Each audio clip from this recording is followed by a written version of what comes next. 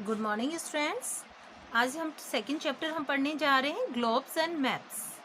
First हम word meanings को ले रहे हैं। क्या है first word meaning? Round, ROUND, round means गोल। होल, WHOLE, होल, पूरा। Okay, next study, STUDY, study means अध्ययन। ROD, रॉड, रॉड मीन्स छड़, सरिया जो होता है उसे रोड कहा जाता है। रिप्रेजेंट करना, REPRESENT, रिप्रेजेंट करना। रिप्रेजेंट का मतलब होता है प्रतिनिधित्व करना। ओके, एक्सिस, AXIS, एक्सिस का मतलब होता है अक्ष। किसी वस्तु के मध्य भाग में से जाने वाली जो काल्पनिक रेखा होती है जो चारों ओर वस्तु के चक्कर लगाती है उसे अक्ष कहा जाता है, एक्सिस कहा जाता है। Okay student. Orbit, ORBIT, orbit का मतलब क्या होता है? परिक्रमा करना। आगे है रोटेट, ROTATE, रोटेट मीन्स चक्कर लगाना। ओके, चक्कर लगाना। आगे है केयरफुली, CAREFULLY, केयरफुली का मतलब क्या होता है? सावधानी से। केयर होता है ना सावधानी रखना, तो केयरफुली सावधानी से। एरिया, AREA, एरिया का मतलब होता है क्षेत्र होना। डिफरेंट, DIFFERENT, डिफरेंट यानी भिन्न भिन्न होना, अलग होना। तो ये वर्ड मीनिंग आपने देखा, ये वर्ड मीनिंग हमारे अगेन रिपीट हो रहे हैं। तो अगर आपने फर्स्ट में कितना फोकस कर लिया, क्योंकि ग्लोब के बारे में हमारे उसमें आया था, अर्थ के बारे में आया, तो ये सारे मीनिंग्स उससे रिलेटेड है। तो हमारे और अच्छे ढंग से हमें लर्न हो जाना चाहिए meanings. Okay students, today's chapter is globes and maps. आज का चैप्टर क्या है हमारा? Globes and maps. आप जानते हो ना ग्लोब्स क्या होता है और मैप्स। मैप जैसे ग्लोब तो हमारे होता है कि एक बॉल की तरह एक आकृति दिखाई देती है जिसे हम पृथ्वी मानते हैं, एक मॉडल मानते हैं, और मैप्स होती है हमारे नक्शा। तो ओके, अब हम पढ़ना शुरू करते हैं। क्या है first? The earth is round in shape. आपने प्रीवियस लेसन में आपने पढ़ा था कि अर्थ की शेप कैसी है? राउंड। तो earth is round in shape, पृथ्वी की आकृति कैसी है? आकार कैसा है? गोल है। It is like a huge ball, ये कैसे दिखाई देती है? एक ह्यूज बॉल की तरह दिखाई देती है, एक बड़ी सी बॉल की तरह दिखाई देती है। ह्यूज का मतलब क्या होता है? बड़ा। इट इज सो बिग, ये सो बिग, सो बिग का मतलब होता है इतना बड़ा है, ये इतनी बड़ी है। That we can not see it as a whole at a time, इतनी बड़ी है कि हम उसे नहीं देख सकते। It as a whole at a time, एक समय में हम पूरा नहीं देख सकते उसे कि आप कंप्लीटली देख सकते हो, इतनी बड़ी है हमारी अर्थ जो है, तो बहुत बड़ी है। So globes and maps are use to study it, इसलिए ग्लोब्स और मैप्स जो हैं वो हमारी इसके अध्ययन में क्या करते हैं? हम इसका उपयोग लेते हैं, उनकी हेल्प लेते हैं, ताकि हमें इससे हेल्प मिल जाए कि कहाँ पे हमें जाना है और कहाँ पे कौन सा भी हमें स्टेट देखनी है या कोई सी भी कंट्री देखनी है, तो उसके मैप के द्वारा एंड ग्लोब्स के द्वारा हम स्टडी कर सकते हैं।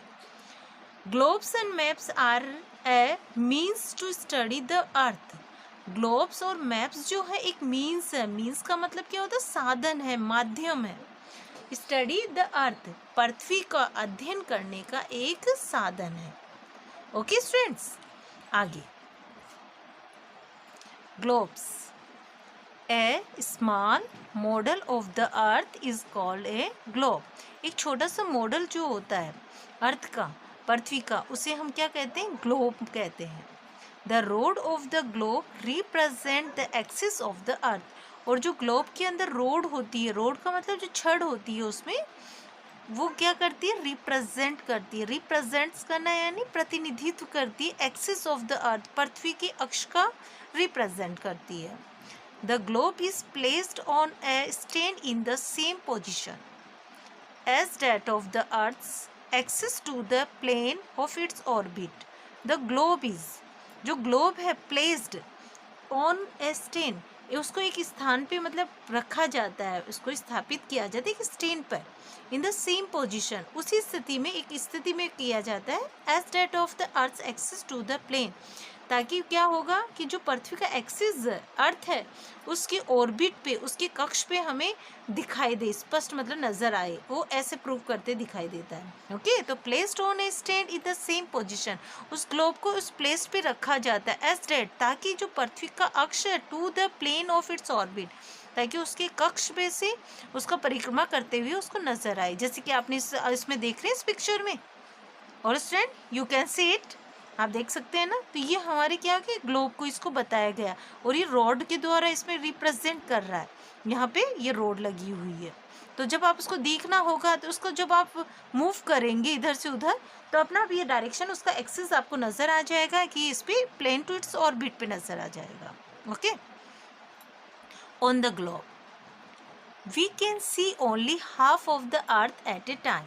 ऑन द ग्लोब, हम ग्लोब के अंदर, भाई जब आप ग्लोब पे देखेंगे तो वी कैन सी ओनली, केवल हम देख सकते हैं half of the earth, only आधी पृथ्वी को ही देख सकते हैं एट ए टाइम, एक समय में।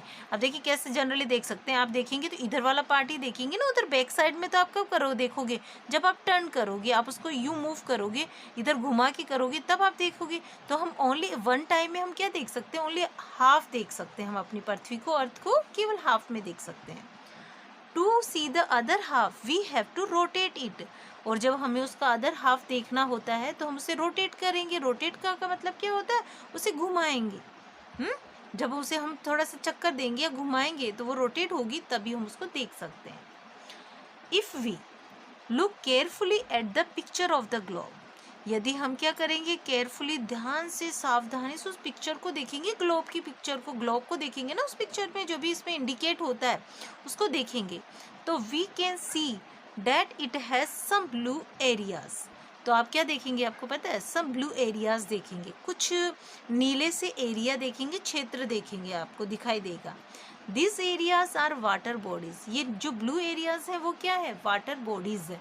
आप देख रहे हैं ना यहाँ पे ब्लू एरियाज दिखाई दे रहे हैं, ये वाटर है, ये पानी से घिरा हुआ है। तो this areas are water bodies and the other areas shown in different colours are land parts, और जो अदर एरिया दिखाई दे रहा है आपको डिफरेंट कलर्स में, वो हमारा लैंड पार्ट्स है। लैंड पार्ट्स का मतलब क्या है, जमीन का हिस्सा। देखो आप देख रहे हैं ना यहाँ पे, ये डायरेक्टली कितना अच्छा क्लियरली आपको स्पष्ट दिखाई दे रहा है। यहाँ पे ये ब्लू जो पार्ट है वो हमारा क्या है, वाटर, यहाँ पानी से घिरा हुआ है। तो ये पूरा पानी से घिरा हुआ है, और जो हमें अलग कलर्स में दिखाई दे रहा है, डिफरेंट कलर्स में दिखाई दे रहा, वो लैंड पार्ट्स है।